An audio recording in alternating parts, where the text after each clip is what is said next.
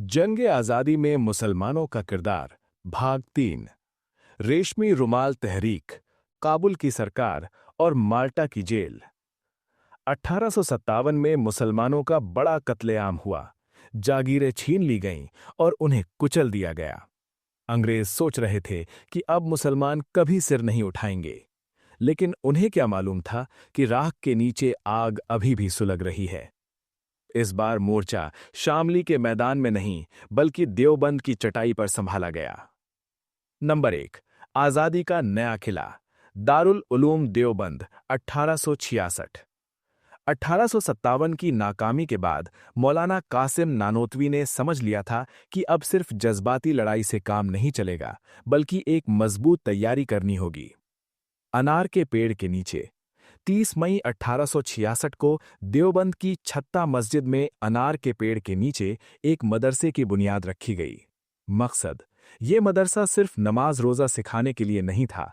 अंग्रेजी गुप्तचर विभाग यानी सीआईडी की रिपोर्ट कहती है कि देवबंद सिर्फ एक मदरसा नहीं, बल्कि अंग्रेज़ों के खिलाफ बागियों यानी रेबल्स को तैयार करने वाली फैक्ट्री है।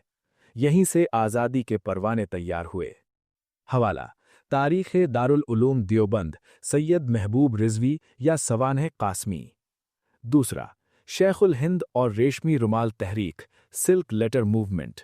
मौलाना कासिम नानोतवी के सबसे चहीते शागिर्द शेखुल हिंद मौलाना महमूद हसन रहमा ने अंग्रेज़ों को उखाड़ फेंकने का एक बेहद खतरनाक प्लान बनाया। प्लान क्या था? तुर्की यानी खिलाफत उस्मानिया, अफगानिस्तान और भारत के कबायली पठानों को मिलाकर एक साथ अंग्रेज़ों पर हमला करने की योजना बनाई गई। पीले रेशमी रुमाल। जासूसों से बचने के लिए सारे संदेश पीले रंग के रेशमी कपड़े पर लिखे जाते थे और अंदर सिल दिए जाते थे। इसी वजह से इसे रेशमी रुमाल तहरीक कहा गया। हवाला: तहरीके रेशमी रुमाल, मौलाना उबैदुल्ला सिंधी या Rowlatt committee report, 1918। Number 3, Kabul में भारत की पहली आज़ाद सरकार, 1915। बहुत कम लोग जानते हैं कि आज़ादी मिलने से 30 साल पहले ही शेखुल हिंद के हुक्म पर काबुल में आज़ाद भारत की सरकार यानी प्रोविजनल गवर्नमेंट बना ली गई थी। हिंदू मुस्लिम एकता। इस सरकार की खास बात यह थी कि राष्ट्रपति थे राजा महेंद्र प्रताप, हिंदू। प्रधानमंत्री थे मौलाना बरकतुल्ला भोपाली, मुसलमान। गृहमंत्री थे मौलाना उबैदुल्ला सिंधी। मकसद, दुनिया को दिखाना था कि भारत के हिंदू और मुसलमान अंग्रेज़ों के खिलाफ एक हैं। हवाला: तहरीके शेखुल हिंद, मौलाना सैयद मोहम्मद मियाँ। नंबर 4, राज का फाश होना और गिरफ्तारी। अल्लाह की मर्जी कुछ और थी। रेशमी रुमाल के पैगाम पंजाब के एक गद्दार के हाथ लग गए और पूरा प्लान अंग्रेज़ों को पता चल गया। मक्का में गिरफ्तारी।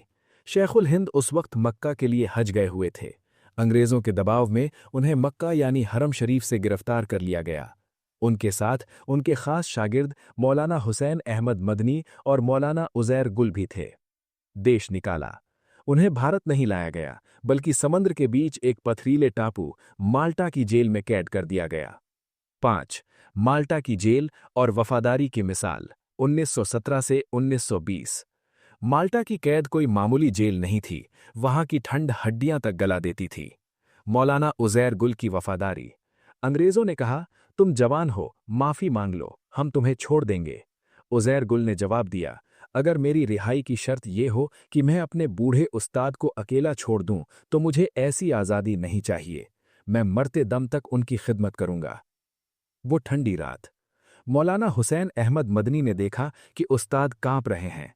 उन्होंने पूरी रात ठंडे पानी से वुज़ू किया और अपनी पीठ उस्ताद की तरफ करके बैठ गए ताकि उस्ताद को गर्मी मिल सके। शेख का जवाब।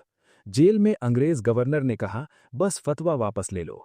उस बूढ़े शेर ने कहा, ए अंग्रेज़, तू मेरे जिस्म को कैद कर सकता है, लेकिन मेरे ईमान और आज़ादी के जज्बे को कैद करना तेरे बस की बात नहीं।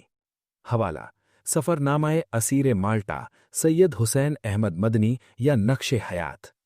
नंबर 6, अंगीठी का वाक़या, रुला देने वाला मंजर। जैसे 1857 में तोपों से उड़ाया जाता था, वैसे ही रेशमी रुमाल तहरीक के एक मुजाहिद को पकड़कर पूछा गया, बता तेरे साथी कहाँ हैं? गर्म अंगीठी। जब उन्होंने बताने से इनकार किया तो अंग्रेज़ों ने लोहे की गर्म अंगीठी या तवा उनकी नंगी कमर पर बांध दिया।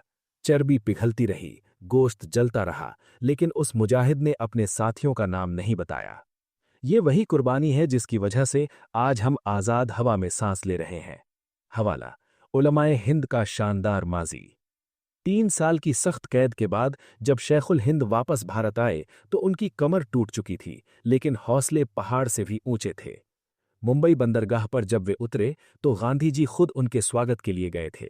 यहीं से हिंदू मुस्लिम एकता और खिलाफत आंदोलन की शुरुआत हुई। ये तीसरा भाग था।